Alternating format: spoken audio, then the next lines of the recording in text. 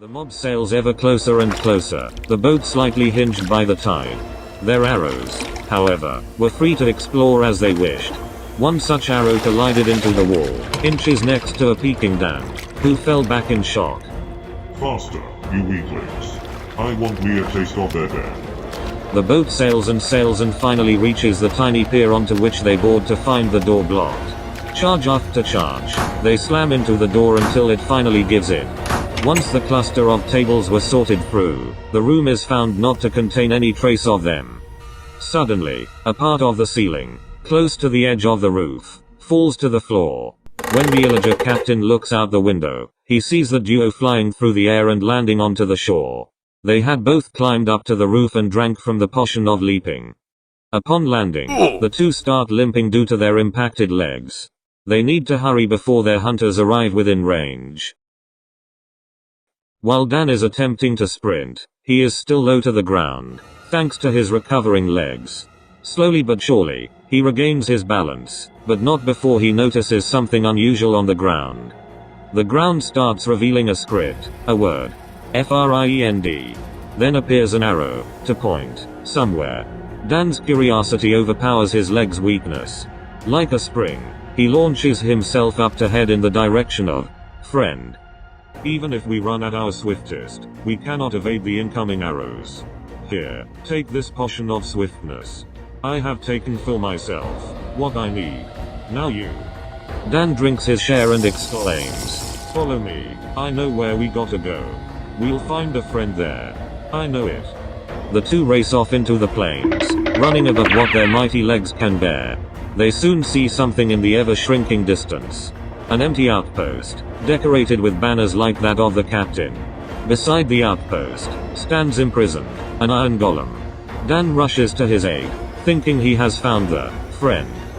Dr. Trayaurus, not as optimistic, rushes into the outpost and up the stairs. There he meets a resting pillager, no friend of his, nor the captain they had seen earlier, but the Illager king. With the potion exiting his body, he has for himself only one choice.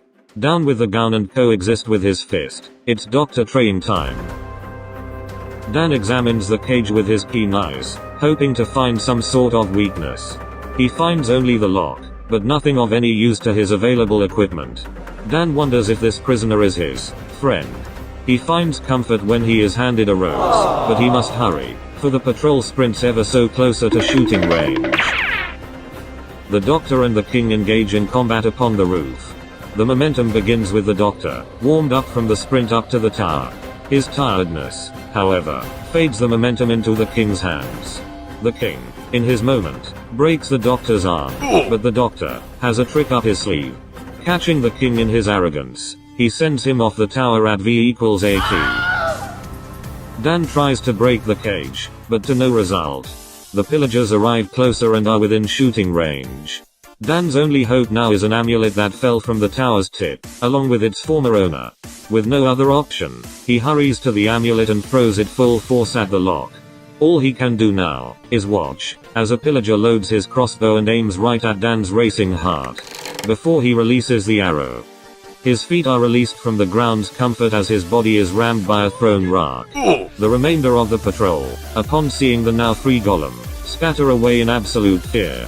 Dan looks pleased with his new ally, but not too pleased is Dr. Trayaurus, who cannot trust Dan's reckless decisions, after seeing where they've taken the two over this crazy adventure. Dr. Trayaurus. There you are. Oh no, what happened to your arm? It was not treated, like how arms are to be treated. Years of biology, I know of what I speak. Who is this? This is Grim.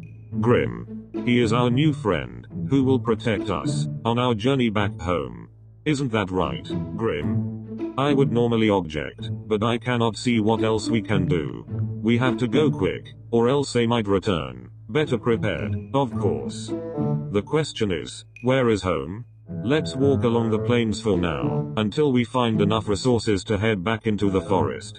Let's not be unprepared this time. Good to see you have grown, my cognitive applucker. I do not know how I can walk too quick with this discomfort. Oh number.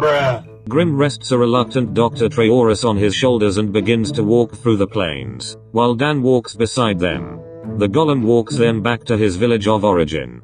They are hoping to find some help, while the Illager patrol have already found a nurturing Diana, ever so ready to aid them.